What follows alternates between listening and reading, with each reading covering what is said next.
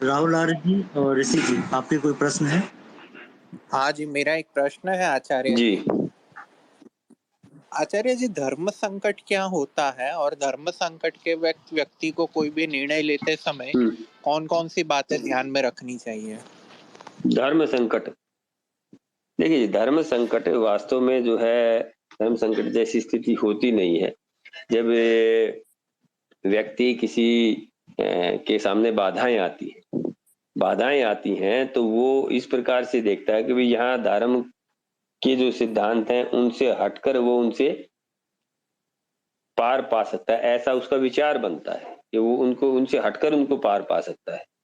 ये वास्तव में जो है स्थिति वही है कि अज्ञानता के कारण से व्यक्ति ऐसा सोच बैठता है।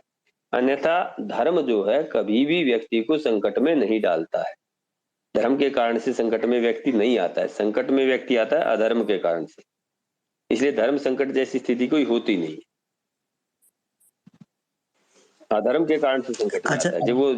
जब तक वो धर्म के साथ रहता है तो हाँ, परेशानियां आ सकती हैं, बाधाएं आ सकती हैं, लेकिन उन बाधाओं को भी धर्म को अपनाकर ही उनसे पार पाया जा सकता है, अधर्म के साथ नहीं। अधर्म करे तो अन्याय तो होगा। देखो, अधर्म पर जब व्यक्ति चलेगा या तो अन्याय करेगा या अपने स्वार्थ की पूर्ति करेगा, केवल दूसरे की हानि करेगा, वही तो अधर्म होता है। धर्म धर्म का सबसे, ऋषिदान ने तो बार बार लिखा है कि जो न्यायाचरण है वही जो है, पक्षपात रहित न्यायाचरण जो है धर्म है। तो इसलिए धर्म संकट जैसी स्थिति उस प्रकार से आती नहीं है, वहां अन्याय ही होता है। अगर धर्म संकट जिसे वो कह रहा है ना, अर्थात वो अन्याय से रोक रहा है ना उसे, तो वहां वो अपना धर्म संकट की बात को अड़ा देता है। जी जी राहुल जी। जी इस पे कोई आप उदाहरण देके पूछना चाहेंगे? हाँ, थोड़ा मुझे पूछना था। जी हाँ, जी नमस्ते आचार्य जी। नहीं, मेरा सवाल ऐसा था, ये जो आपने धर्म निरपेक्षता पे जो भाष्य किया वो सराहनीय है, और मुझे लगता है कि इसी की वजह से अब पाखंडियों ने भाषा शुद्धि के लिए थोड़ा क्षमा चाहता हूँ, धर्मनिरपेक्षता की जगह सर्वधर्म समभाव यह शब्द को मतलब प्रचलित करना शुरू कर दिया। कि उसको तो क्या हाँ कि वही मतलब तो उससे कैसे मतलब निपटाया जाए? सर्वधर्म तो होते नहीं है, धर्म तो एक ही होता है। तो वो आपकी बात बिल्कुल ठीक है कि वो धर्मनिरपेक्षता को जब सनातन धर्म के लोगों ने या धर्म को वास्तविक रूप में जानने वालों ने जब ये कहा कि ये धर्मनिरपेक्षता तो एक विडंबना है आप जिसको कर रहे हैं, वास्तव में सर्वधर्म भी वही चीज है। क्योंकि सब धर्म तो होते ही नहीं है, सर्वपंथ है, और सर्वपंथों में भी अगर सद्भावना की आप बात करोगे तो वो हो नहीं सकती, क्योंकि भिन्न भिन्न पंथों में, मजहबों में, रिलीजन्स में विरोधाभासी चीजें हैं। विरोधाभासी चीजें हैं तो वो हो ही नहीं सकती। केवल धर्म धर्म में सद्भावना होती है। सर्वधर्म या सर्वपंथ सर्वमतों में सद्भावना की बात धर्म पर स्थापित होकर तो हो सकती है, अपने अपने मतों पर चलकर सद्भावना नहीं हो सकती कदापि, ये निश्चित रूप से। इन सब मजहबों, रिलीजन, मत, पंथों में परस्पर की सद्भावना केवल धर्म पर चलकर हो सकती है। जब ये अपनी धार्मिक मान्यताएं जो जो धर्म के अंतर्गत आती हैं केवल उनको स्वीकार करके चले तो सद्भावना हो सकती है, अन्यथा नहीं। अन्यथा तो फिर ये जो है झगड़ा बना ही रहेगा। इसलिए सर्वधर्म नाम की कोई चीज होती नहीं है, धर्म एक ही होता है। ये भी एक प्रकार का छलावा है, जैसे धर्मनिरपेक्षता छलावा है, ये भी उसी प्रकार का छलावा है। जी, आपने बहुत अच्छा वैसे प्रश्न उठाया। अच्छा जी। और बहुत अच्छा जी, इसी प्रश्न पर मेरा एक और प्रश्न है जी। अच्छा जी, ये जो सर्वधर्म समभाव है ये कहाँ से आया? सर्वधर्म इसी प्रकार से आया है, जैसे जब सब हमें सब मत पंथों को धर्म मानने लगे तो उसी में सर्वधर्म आ गया। जब जब हमने क्या ये किसी है जी, अब जी मैं पूछ रहा था, क्या किसी आर्ष या ऋषि ग्रंथ का मंत्र है? किसी रीजन सर्वधर्म की बात कोई नहीं है कहीं। ये तो सब आधुनिक चीजें हैं। ये सर्वधर्म आदि का जो कॉन्सेप्ट है ये आधुनिक है। वसुधैव कुटुंबकम का है हमारा। तो अगर मान ले सारे संसार को एक कुटुंब की तरह से, एक धर्म के अंतर्गत एक दूसरे में मानना, वो तो है। सारी मानव जाति जो है एक है, वो चीजें तो हैं, लेकिन सारे धर्म जब है ही एक, तो सर्वधर्म कहाँ से होगा? सर्वधर्म तो ये तो आधुनिक टर्मिनोलॉजी है वास्तव में। ये प्राचीन किसी उसमें भी नहीं मिलती, किसी ग्रंथ में नहीं मिलेगी आपको सर्वधर्म। ये तो ये पता कब से चला है? ये ज्यादातर चला है जब भिन्न भिन्न धर्मों के नाम से, अगर हम कहें कि जैसे वर्ल्ड पार्लियामेंट शिकागो में हुई, वो एक प्रकार का सर्वधर्म सम्मेलन समझ लीजिए। ये तो बहुत जो है लेटेस्ट चीजें हैं, प्राचीन का तो इससे कोई संबंध ही नहीं है जी। नहीं, इस विषय में थोड़ा मेरा अभ्यास हुआ था कि ये धर्मनिरपेक्षता जो है वो यूरोप से आई हुई चीज है। जब वहां पर ये अपना डेमोक्रेसी का अच्छा खासा एक सरकारें खड़ी हो गई, तो उसमें राजा धर्म का साथ लेकर वहां पर मतलब पोप या चर्च का साथ लेकर उसमें कुछ अड़ंगे डालने के काम कर रहे जी बिल्कुल। तो तभी उन्होंने यह धर्मनिरपेक्षता नाम की बिल्कुल चीज आपका जब भारत में जी हाँ बोलो। भारत में ये यूजलेस हुआ, इसके लिए फिर उन्होंने धर्म समभाव चोले के अंदर में ये हमको परोसने की कोशिश की, ऐसा मुझे लगता है। बिल्कुल जितेंद्र जी, आपने जो व्याख्या की है, वास्तव में सेकुलर शब्द जो है ना, वो सेकुलर शब्द भिन्न भिन्न पंथों को समान मानने पर नहीं था। सेकुलर शब्द जो आया है वो मूल रूप से वहीं से आया है कि जहां चर्च को जो है शासन से अलग करना था। जब चर्च शासन में सम्मिलित होता था तो उसको जो है, और चर्च जब शासन से अलग हो जाता तो उसको सेकुलर कहा जाता था। क्या बात आपकी बिल्कुल ठीक है कि चर्च का जब शासन में दखल खत्म करने के लिए ही सेकुलर शब्द आया वहां पर, तो वहां तो उस रूप में था। लेकिन बाद में जब ये प्रचलन जो है, बाद में इसका प्रचलन भिन्न भिन्न पंथों की समानता के आधार पर हो गया। ये अपने ठीक रूप से कहा है, वास्तविकता इसका ओरिजिनलिटी वही है। ओरिजिनलिटी इसकी यूरोप में सेकुलर शब्द की। ये तो पंथ निरपेक्षता या धर्म निरपेक्षता तो यहाँ आकर बन गया है बाद में। और ये भारत में कब से बना है, मैं भी थोड़ा सा इसको और बता दूं। भारत में बना ही 1857 के बाद। अंग्रेजों ने इसका सबसे ज्यादा उपयोग किया धर्मनिरपेक्षता का। जो धर्मनिरपेक्षता का जो वास्तविक अर्थ है वो शाब्दिक अर्थ भी वही है, धर्म से दूर होना। तो जब 1857 में उन्होंने जितने भी धार्मिक कुरीतियां हमारे यहाँ थी, उनके रिफॉर्म्स के विरोध खूब हुए, तो उन्होंने 1857 के बाद ये निर्णय लिया कि भी अब हम जो है इनकी किसी भी जो इनकी धार्मिक मान्यताएं हैं, अपनी जो कुरीतियां थी, धार्मिक मान्यताएं तो नहीं थी, वो जो भिन्न भिन्न मत पंथों में जो कुरीतियां थी उनको धार्मिक मान्यताओं का नाम जो दिया गया था, अब से हम इनको इनके बारे में कुछ नहीं कहेंगे। तो तब से उन्होंने उस धर्मनिरपेक्षता किया था, धर्म से अलग होने की। जो धर्म मानते थे हिंदू मुस्लिम आदि जो सिख आदि जो धर्म थे, उससे अलग होने की उन्होंने कहते इनके मामलों में दखल नहीं हमें देना है। तो तब से आया है 1857 से धर्मनिरपेक्षता यहाँ पर आया। और सर्वधर्म तो और भी बाद का कॉन्सेप्ट है। ये भी एक प्रकार से जो है हम सबको चलावे में रखने के लिए। जी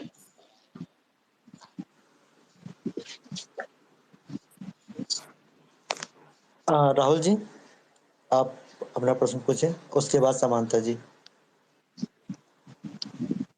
जी आचार्य जी नमस्ते। थोड़ा सा मेरा प्रश्न ये हमारे संविधान को लेकर है। जब हमारे बाबा साहब अम्बेडकर जी को संविधान के लिए भेजा गया लिखने के लिए, तो थोड़ा सा शंका मन में ये होती है, क्या उस समय आर्य समाज अपना कार्य नहीं कर रहा था कि उनसे मिलता कि भाई आप संविधान बनाने जा रहे हो, थोड़ा हमारे शास्त्र को भी देख लो, इनको भी पढ़ लो, इनको भी समझ लो थोड़ा। जी जो हम ये भी जो अंग्रेजी संविधान को हम ढो रहे हैं, शायद ये ना होता, हमारे पास हमारे ही शास्त्रों का जो संबंधित संविधान है वही होता। नहीं, उसका कारण तो ये है कि जो जिन्होंने डोमिनेट किया, जो हमारा आजादी का मूवमेंट था, उसको डोमिनेट जिन लोगों ने किया, वो लोग जो है एक प्रकार से पश्चिम से पूरी तरह से प्रभावित थे। वो अपनी पूर्व संस्कृति से प्रभावित थे ही नहीं। जो डोमिनेट कर रहे थे पूरे मूवमेंट को, और अंग्रेजों से जिनकी इंटरेक्शन था, अंग्रेजों से जिनकी बातचीत होती थी, या जो एक प्रकार से मास मूवमेंट को जो है लेकर चल रहे थे, तो उनका वो जो है वेस्टर्न जो कल्चर थी उससे इतने ज्यादा प्रभावित थे कि वो मानते थे कि जो संसार का उद्धार हुआ है वो 200-400 सालों में ही हुआ है, 200-400-500 सालों में ही हुआ है। जो ऋषि दयानंद का जो दृष्टिकोण था कि भाई हमारा तो जो है हम पूर्व में जो है इतने वैभवशाली शक्तिशाली हर रूप से जो है सक्षम और सबल रहे हैं, वो उनके अंदर वो चीज थी ही नहीं। तो इसलिए वो फिर उसी प्रकार का संविधान बना, और संविधान को एक व्यक्ति का तो इसमें था नहीं कि भाई एक व्यक्ति ने बना दिया। ये तो ठीक है कि किसी का योगदान थोड़ा ज्यादा था, किसी का योगदान कम था, लेकिन संविधान की जो सभा की बैठकें और बहस होती थी तो उसमें 20-30-50 व्यक्ति तो ऐसे थे जो हर मुद्दे पर बहस करते थे, तो उन सबका योगदान होता था, तो एक व्यक्ति को कर भी नहीं सकता था। और आर्य समाज उस समय भी इतना सक्षम शायद नहीं था कि इसको अपने हिसाब से कर सकता, उस समय भी इतना सक्षम नहीं था। अगर इतना सक्षम होता तो जरूर वो चीज होती, क्योंकि जो लोग निर्णय करने वाले थे वो सब वहीं से प्रभावित थे, जब वहीं से प्रभावित थे तो वो संविधान आना ही था उस रूप से। और संविधान में तो ये धर्मनिरपेक्षता का शब्द भी 1976 में जोड़ा गया है, 1976 में। जी हाँ, ये बाद में जोड़ा गया, हाँ, उनके टाइम में जोड़ा गया है। 1976 में जोड़ा गया है धर्मनिरपेक्षता, और वास्तव में पंथ निरपेक्षता है शब्द भी वहां भी पंथ निरपेक्ष शब्द है जी। लेकिन तो मैं ये जी जैसा कि आचार्य जी आपने कहा कि आर्य समाज उस समय सक्षम नहीं था, हाँ इतना सक्षम तो नहीं कहीं ना कहीं जी, तो वर्तमान में मुझे भी ऐसा प्रतीत होता है, ये मन में शंका होती है कि शायद अभी भी वही स्थिति है कि आर्य समाज कहीं ना कहीं अभी भी उतना सक्षम नहीं है। उससे शायद कहीं ना कहीं कम ही हुआ हो, ज्यादा की तो संभावना नहीं है जी। क्योंकि उस समय से तो जो है फिर बाकी तो एक तरह से जो है इनका आर्य समाज का भी दूसरे उनमें मतलब वो हो गया एक प्रकार से। उस समय तो फिर भी संघर्ष और ज्यादा था, उसके बाद तो एक जैसे टारगेट होता है ना, जैसे उस समय तक तो आर्यों के सामने राष्ट्रवाद का टारगेट था, तो राष्ट्रवाद के टारगेट के कारण से भी वो एक प्रकार से उससे लगे हुए थे। उसके बाद सोशल रिफॉर्म आदि का भी टारगेट रहा कुछ, वो भी रहा, लेकिन धीरे धीरे वो भी खत्म होता चला गया, क्योंकि अपने आप में ही सुधार, भाई मान लीजिए नारी शिक्षा का था और छुआछूत का था और सब चीजें थी, तो उन चीजों का एक दूसरे भी लगे हुए थे और सरकारें भी लगी हुई थी, तो इसके कारण से वो लक्ष्य और ज्यादा वो हो गया, तो कमजोर ही हुआ, ताकतवर तो नहीं हुआ, लेकिन मार्ग तो एक ही है, ये तो निश्चित रूप से है जी। तो वर्तमान परिप्रेक्ष्य में हम देखें तो कहीं ना कहीं आर्य समाज की स्थिति पहले से गिरी है।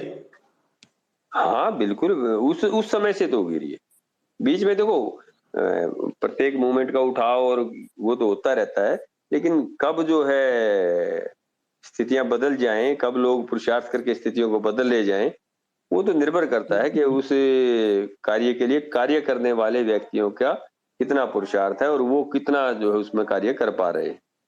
तो जरूरी नहीं है कि अब कमजोर हुई तो आगे बढ़ नहीं सकती, आगे बढ़ सकती है, निश्चित रूप से बढ़ सकती है, अगर प्रयास ठीक दिशा में हो और इसके मानने वाले अधिक पुरुषार्थी हों। सीधी बात तो ये है कि वैसे भी किसी भी मत पंथ का ले लें, चाहे किसी व्यक्ति का ले लें, उस व्यक्ति की महानता, उस व्यक्ति का जो है या उस मत पंथ का फैलाव जो है वो इस बात पर निर्भर नहीं करता है कि वो कितना ठीक और कितना गलत है, और कितना वो इस बात पर निर्भर करता है कि उसके जो अनुयायी या उसके जो उसको लेकर चलने वाले लोग जो वो कितने पुरुषार्थी और कितने संगठित हैं, इस पर निर्भर करता है किसी की भी सफलता, उनके पुरुषार्थ और संगठन पर। जी धन्यवाद जी। समांता जी। जी नमस्कार, जय सिया राम सभी को। ऐसे जो राहुल जी का क्वेश्चन है ना, राहुल आर्य जी का, वही क्वेश्चन मेरा है जी। वही प्रश्न मेरे मन में बराबर आता है कि जब ये वैदिक सनातन धर्म जो भी है इतना तार्किक है, इतना सही है, तो इसके चाहने वाले इतने कम क्यों हैं? या उन चाहने वालों में लोभ है, लालच है, इसकी वजह से नहीं हो पा रहे हैं, वो सही चीज अपना पा रहे हैं, या उनके अंदर इच्छा शक्ति नहीं है, या जो हमारे आदमी, जो हमारे आर्य समाज के गणमान्य लोग हैं, वो उसको समझा नहीं पा रहे। हमारी समझ में लगता है कि इसमें अकेले आचार्य जी नहीं है, इसमें सभी लोगों को अपने अपने मत देना चाहिए, कि ये नहीं कि क्योंकि हम लोगों के देखिए क्या होता है, हम जब जिस विभाग में या जो है तो हम उसी के स्पेशलिस्ट हैं, लेकिन कभी कभी क्या होता है उस विभाग में हम बहुत ऊंचे स्थिति पे हैं, लेकिन कभी कभी उस विभाग में हमें नीचे के आदमियों से जो जमीन स्तर के आदमी आंसर मिल जाते हैं, कि हमें सोचने पे पड़ता है कि देखो हमारे आदमी जानते, तो ये तो सभी लोगों को की बात नहीं समंता जी होना आपकी चाहिए। आवाज कट ठीक रही है है। हाँ, मैं प्रश्न आपका समझ रहा हूँ।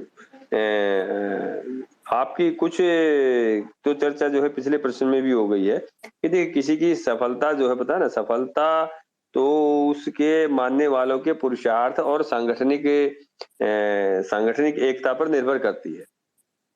तो हमारे वैदिक सिद्धांत इतने श्रेष्ठ हैं, तार्किक भी हैं, हर व्यक्ति की समझ में भी आ सकते हैं, तो उसके लिए हो सकता है कि हम लोगों का या इसको फॉलो करने वाले लोगों का उतना पुरुषार्थ और सांगठनिक रूप से कार्य ना हुआ हो।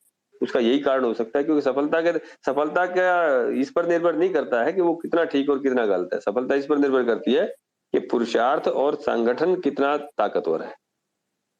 ये है, तो वो हमारे अंदर कहीं ना कहीं कमियां रही हैं कि हमें पुरुषार्थी कम रहे हैं और हमारे अंदर संगठन की कमी रही है। जी आचार्य जी, यदि हमें बीमारी का पता है तो उसका इलाज समय रहते होना चाहिए। देखो, प्रयास तो यही किया जा रहा है अब कि उस रूप में, सरल रूप में सिद्धांतों को भी समझाने का और जनाने का प्रयास किया जाए। अब जो राष्ट्रीय निर्मात्री सभा के द्वारा एक पूरी तरह से लॉजिकल जो 2 दिन के लिए एक सेमिनार का वो किया जाता है, तो वो अपने युवाओं को समझाने के लिए ही है कि ये वैदिक सिद्धांत है और ये हमारे लिए इस रूप में उपयोगी है। वो साइंटिफिकली, वो शायद जो है, जो कोर्स है वो साइंटिफिकली डिजाइन किया गया है पूरी तरह से। तो वो अगर आप कभी उसमें रहे हैं तो अच्छी बात है, और अगर नहीं रहे तो एक बार रहने का प्रयास करें, तो देखें कि क्या उस विधि से जो है कितना लोगों तक उसको पहुंचाया जा सकता है। दूसरा, उसके बाद भी निर्भर करता है कि सांगठनिक हमारी एकता कितनी, हम संगठन के रूप में कितने मजबूत हैं। क्योंकि तब लोग जो है किसी की बात को, सत्य बात को भी तभी लोग सुनते हैं जब उन्हें उसके पीछे ताकत दिखाई देती है। पहले तो सुनाने वाले का सामर्थ्य है, और उसके बाद सुनने वाला भी ये देखता है कि वो निर्णय तो बाद में करता है कि ये सही है या गलत है, लेकिन कम से कम सुने तो सही। तो सुनाने की ताकत होना भी जो है जरूरी है, और वो सांगठनिक एकता के आधार पर ही होती है सुनाने की ताकत।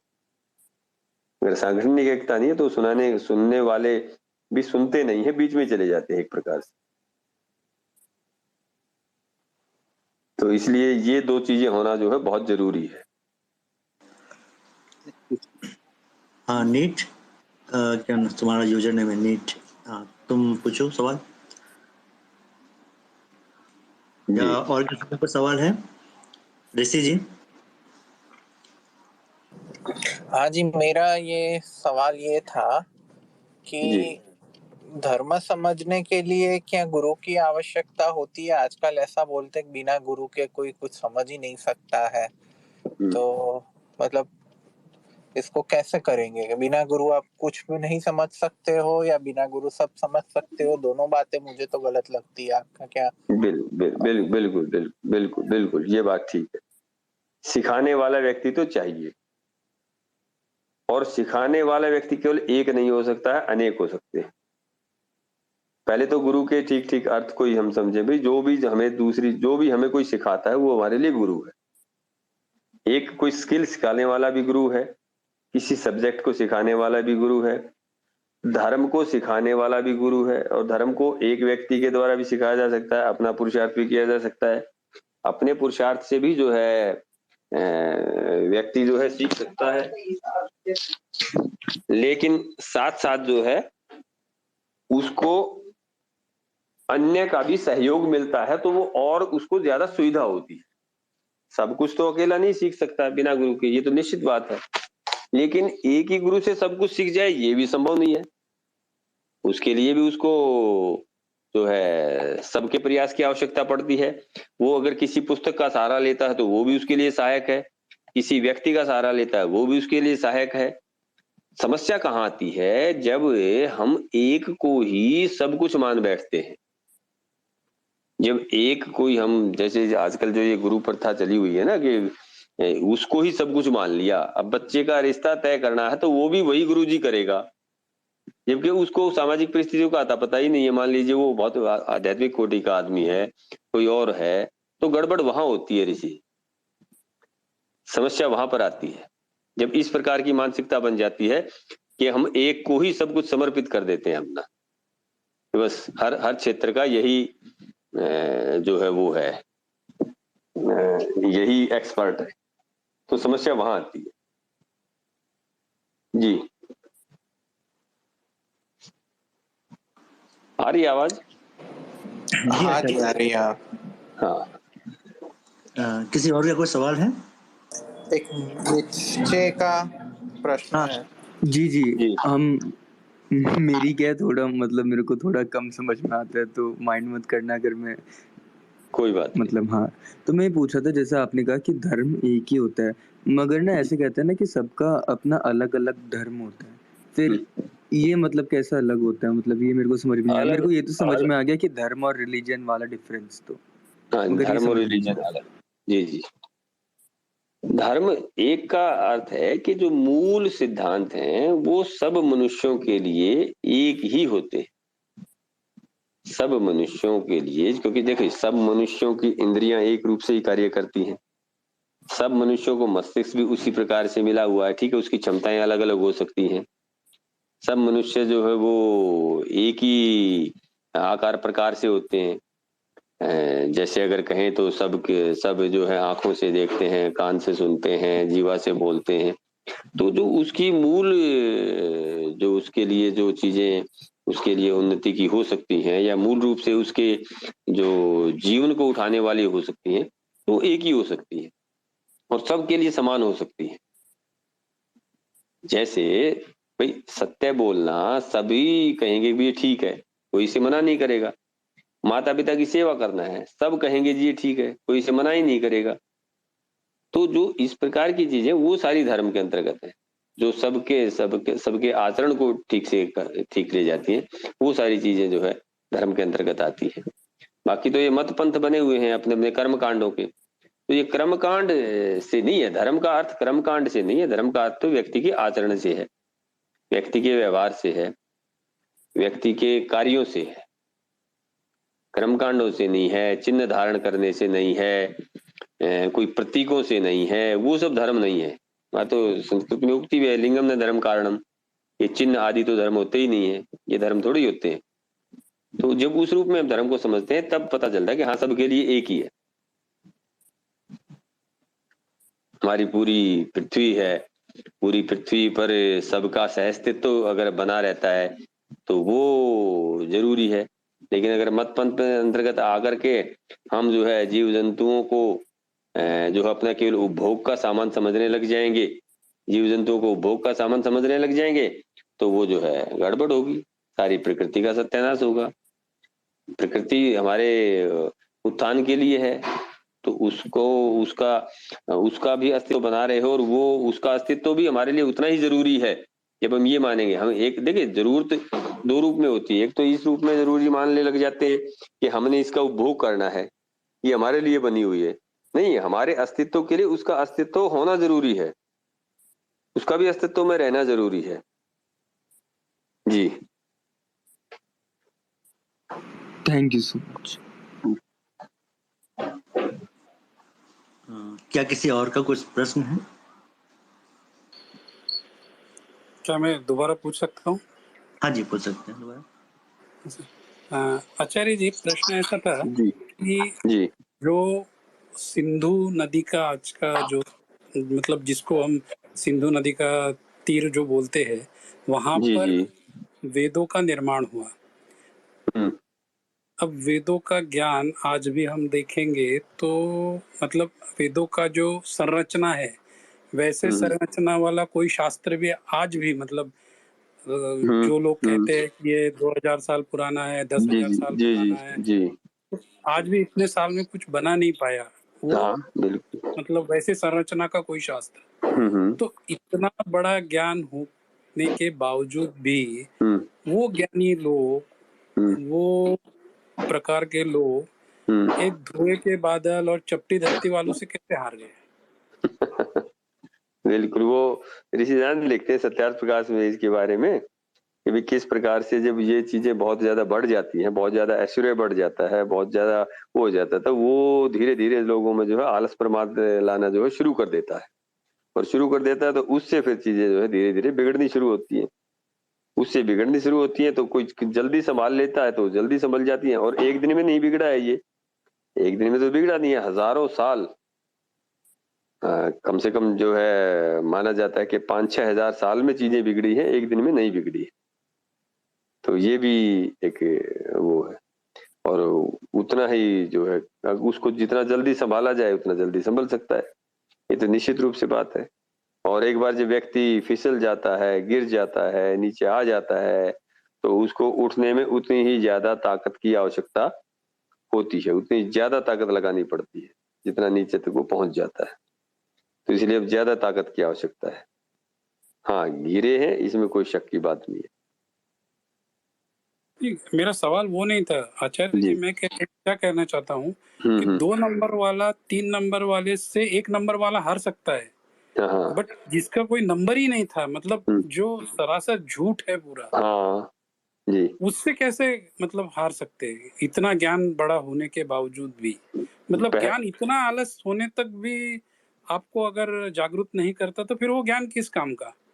अगर मैं उतना पंडित हूँ, ज्ञानी हूँ, और अगर वो मेरे अंदर का वो आलस दूर नहीं करता, मुझे दिखाई नहीं पड़ता कि मेरा क्या हाल होने वाला है अगर मैं इसी गर्तता में रहूंगा, तो अगर उससे मुझे जागरूक नहीं कर सकता है तो फिर वो ज्ञान किस काम का? मतलब ऐसा ही सवाल है। बिल्कुल ना, ठीक बात है आपकी।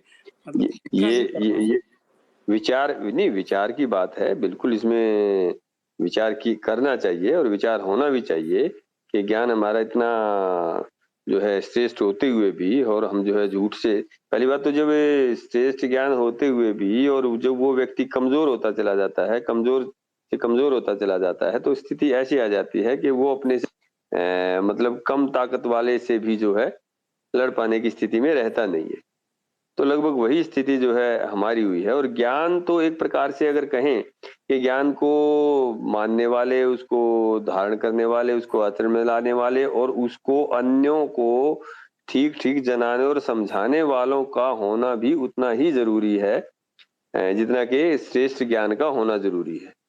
तो ज्ञान तो अपने आप में मतलब एक प्रकार से जो नॉलेज है या ज्ञान है,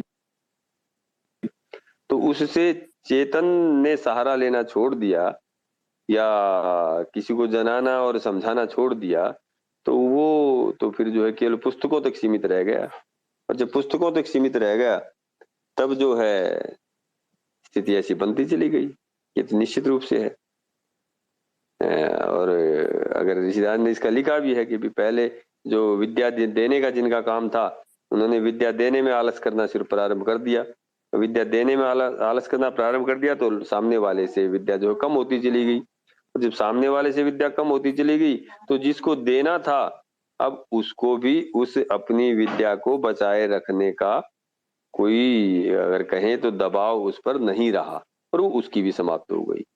तो सबकी समाप्त होते होते इस स्थिति में पहुंच गए कि फिर जैसे कहते हैं ना कि जंगल राज जो होता है कि जिसकी लाठी उसकी भैंस होती है, तो जो जो ज्यादा संगठित होकर के कार्य कर ले गया वो आगे बढ़ गया दुनिया में। ऐसी स्थिति आ गई कि जहां जो है केवल ताकत की बात जो वो महत्वपूर्ण हो गई। तो ये हो सकता है, बाकी तो इस पर विचार अगर निरंतर हम करें और करते रहें और आगे उसको सुधार करने का प्रयास करते रहेंगे तो अवश्य ही, ऐसा नहीं है, पहले भी लोगों ने प्रयास किया है, आगे भी कर सकते हैं। जी जितेंद्र जी। निश्चय। कोई आपका कोई प्रश्न है? हाँ, मेरा एक क्वेश्चन था, जैसे अपन ना अभी बात करते धर्म की, तो अगर अपन को ब्रॉडली अगर कैटेगराइज करना है कि जो एक्शन अपन कर रहे हैं ये धार्मिक है फिर अधार्मिक है, तो अपन कैसे पता लगा सकते हैं ब्रॉडली सेंस में? अच्छा, ब्रॉडली सेंस में तो मोटे तौर पर एक तो जो है, देखो, जो हमारा सनातन धर्म है और जो वेदों पर आधारित है, एक तो ब्रॉडली उससे किया जा सकता है, वो तो है ही है, मतलब वो तो एक तरीका है ही है कि जो सनातन धर्म है, जो वेदों पर आधारित है और जिसमें कोई ऐसी, और उसके बाद भी उन सब चीजों के होते हुए भी हमें जो है निरंतर अपने बुद्धि, तर्क, प्रमाण आदि के द्वारा भी ये निश्चित करते रहना चाहिए कि ये चीजें ठीक है या नहीं है और कितनी जो है ठीक है। तो ब्रॉडली तो वेदों के आधार पर है, और बाकी जो है आप अपनी सनातन परंपराओं से देखकर कर सकते हैं। जो ऋषियों ने जो अनेकों जो है अपने ग्रंथों में दिया है वो देख सकते हैं, और बाकी हम अपने अपने अपने बुद्धि और अपने विवेक से भी निर्णय कर सकते हैं। अपने विवेक से भी निर्णय कर सकते हैं कि कौन सी चीज जो है धर्म के अंतर्गत आएगी और कौन सी अधर्म के अंतर्गत आएगी। अगर सीधा सीधा मान लीजिए पूछा जाए कि भी क्या पशुओं की बलि चढ़ाना धर्म है, क्या नंगा घूम करके प्रचार करना धर्म है, कुछ मतों में बनाया हुआ है ना इस प्रकार से। हम जब अपनी बुद्धि और तर्क का उसमें उपयोग करेंगे, अपने विवेक का उपयोग करेंगे, तो तब भी बहुत सारी चीजों को जाना जा सकता है। और बाकी तो फिर आचार्य जी, क्या मतलब ये पॉसिबल है कि आप मतलब जैसे मैंने कोई चीज करी, मेरे लिए तो वो चीज धार्मिक है मगर किसी और के लिए वो चीज अधार्मिक है? ना, ऐसे नहीं या हो फिर सकती ना, ऐसे तो नहीं हो सकता।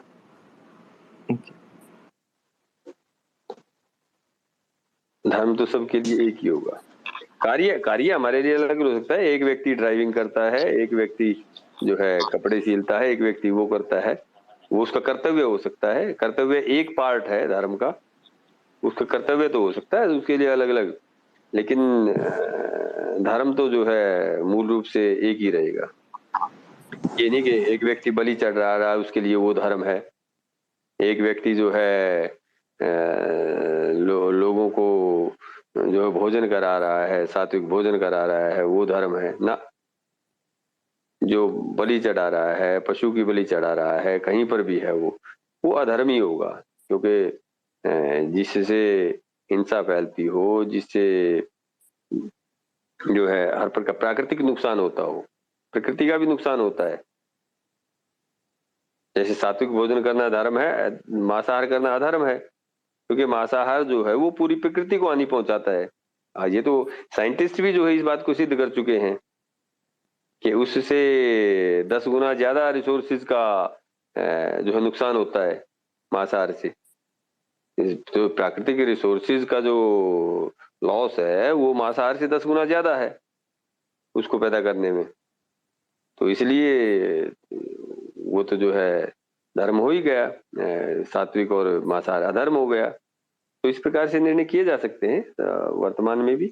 नहीं तो अपना वेदों के आधार पर तो निर्णय है ही है, वो तो मूल रूप से है ही, उसमें हमें पढ़ना चाहिए, उसको जानना समझना चाहिए, सनातन परंपराओं को भी समझना चाहिए और वो वेदों को भी समझना चाहिए, क्योंकि उसके आधार पर चलेंगे तो। हाँ, और वहां अंधविश्वास में घुसने की आवश्यकता नहीं है, वहां एक एक चीज को परखें। हम अपने सनातन परंपराओं में, अपने वेदों की परंपराओं में, जो ऋषियों ने जो वेदों की परंपराएं और वेदों को जिस रूप में हमारे सम्मुख रखा है, उसको अपनी बुद्धि और तर्क से भी परखें। जितनी हमारी योग्यता है उतना भी उसको अवश्य जांचें और परखें। वहां आंख बंद करके कहीं मानने की आवश्यकता नहीं होती है। सनातन धर्म ये नहीं कहता कि हम हर चीज को किसी को भी आंख बंद करके माने ना। वहां भी हम अपनी क्षमता, अपनी योग्यता, अपने विवेक के अनुसार परख कर तब उसको जो है स्वीकार करें और उसको आगे बढ़े। तो ये हमारे लिए जरूरी है, आंख बंद करके कहीं नहीं मानना। जी रूमी जी। हाँ जी, नमस्ते जी, सबको नमस्ते। जी नमस्ते। आचार्य जी, बहुत बहुत नमस्ते, आपका अभिवादन। जी, बहुत ही अच्छा आपने चर्चा चल रही है धर्म और अधर्म और धर्मनिरपेक्षता। मेरा एक प्रश्न है, आज गुरुडम इतना फैल रहा है जी, और लोग भगवान बने बैठे हैं, चाहे वो मुरारी बापू हो और कथावाचक जितने भी हैं, जो अट्रैक्ट करते हैं, लेडीज नाचती हैं और लोगों को बताते हैं कि ये हमारा सनातन धर्म है और मुझे पता है ये वेदों के आधार पर नहीं है, लेकिन पब्लिक को अट्रैक्ट करना इनको बहुत अच्छे से आता है। खूब चढ़ावा चढ़ता है, खूब पैसा आता है। मैं आज की स्थिति को देखते हुए कहती हूँ कि आर्य समाज में क्या नए इन्वेंशन, नए प्रयोग नहीं होने चाहिए? क्योंकि इतनी नीरसता है, 4-5 लोगों ने बस हवन किया, एक भजन गाया और खत्म हो गया। और लोग कम पे कम होते जा रहे हैं, और क्योंकि उनको अट्रैक्ट करने वाली कई दुकानें खुली हुई हैं जो अट्रैक्ट करती हैं। वो आर्य समाज छोड़कर वो मंदिरों में जाते हैं और इन मुरारी बापू के यहाँ शरण लेते हैं, उनको गुरु मान लेते हैं। तो हमारा क्या धर्म नहीं है कि हम, हमारे जो विद्वजन है, आर्य समाज के गुरु लोग हैं, वो इतना ज्यादा ज्ञान और इतना ज्यादा प्रोपोगेंडा करें आर्य समाज का कि हम जो है आर्य समाज से ही बंधे रहें। आप मेरी शायद बात समझ पा रहे होंगे। मुझे बिल्कुल, बिल्कुल। बहुत कष्ट है, मेरी भी आर्य समाज में मैं मंत्री हूँ। हार्डली मतलब 10-12 लोग होते हैं। तो मैं चाहती हूँ कि इसका कुछ उपाय बताएं आप। जी, नहीं ये देखिए आपकी बिल्कुल चिंता जो है वो सही है, क्योंकि एक तो जो जितने भी ये कथावाचक हैं या और इस रूप में हैं, वास्तव में लोगों ने जो है धर्म को या इस आध्यात्मिकता को इसको समझने के बजाय केवल मनोरंजन को ही जो है सब कुछ मान लिया, और वो मनोरंजन के लिए ही वहां सब जाते हैं। और अगर वास्तव में उनका देखा जाए तो वो जाते वहां जरूर हैं, लेकिन उनका कोई अपना निश्चित सिद्धांत कोई नहीं होता है। निश्चित सिद्धांत उनका किसी प्रकार से नहीं होता है। बस जो कुछ, जहां जो कुछ दिखाई दिया वही मान लिया, जहां कुछ जो हुआ वही जो है स्वीकार कर लिया। अब रही बात आर्य समाज भी जो है अट्रैक्टिव बनाया जाना चाहिए। बिल्कुल आर्य समाज को अट्रैक्टिव बनाया जा सकता है, और लोगों को सिद्धांत समझाने का तो सरल तरीका जो है वो निर्मात्री सभा ने खोजा हुआ है। जिन युवाओं को कोई सिद्धांत नहीं समझा सकता है या वो सुनने को तैयार नहीं है, उनको जो है एक बार निर्मात्री सभा के सत्र में भेजें तो वो अवश्य ही जो है जो उसे पूरे प्रोग्राम को करने के बाद कम से कम जो है इतना हो जाएगा कि वो ना तो आर्य समाज के कभी विरुद्ध जाता है और ना ही आर्य समाज से अलग होता है। भले ही वो जो है परिस्थितियों के कारण से उस रूप से कार्य ना कर पाए या उतना अपने आप को इन्वॉल्व ना कर पाए, लेकिन वो आर्य ऋषियों और वेद के विरुद्ध जो है नहीं हो सकता है। एक बार अगर वो उस पाठ्यक्रम को और उसको कर ले, वो तो एक चीज। तो वो इस प्रकार से जैसे सिद्धांत देने की कला को जो है अट्रैक्टिव बनाया गया है, इसी प्रकार से अन्य चीजों को भी। और दूसरा, हमने जो है बहुत सारी चीजें ऐसी हैं कि जो आर्य समाज से संबंधित हैं, लेकिन हम उनको जो है स्वीकार नहीं कर पाते हैं, उनको अपने में इन्वॉल्व नहीं कर पाते हैं, अपने में सम्मिलित नहीं कर पाते हैं। तो इसलिए वो, और हमने उसको बहुत रूढ़ियों में बांध दिया कुछ लोगों के द्वारा कि नहीं इसने ऐसी ड्रेस पहन ली तो ये आर्य समाजी नहीं रहा, इसने ऐसे बाल रख लिए तो ये आर्य समाजी नहीं रहा, या इसने वहां पर चला गया तो ये आर्य समाजी नहीं रहा। वो जैसे रूढ़ियां मध्यकाल में बनी थी ना कि समुद्र पार चला गया तो ये जो है हिंदू नहीं रहा, या इस प्रकार से। तो इस प्रकार से रूढ़ियों से भी आर्य समाज को बचाने की आवश्यकता है। तो वो उन चीजों की आवश्यकता है।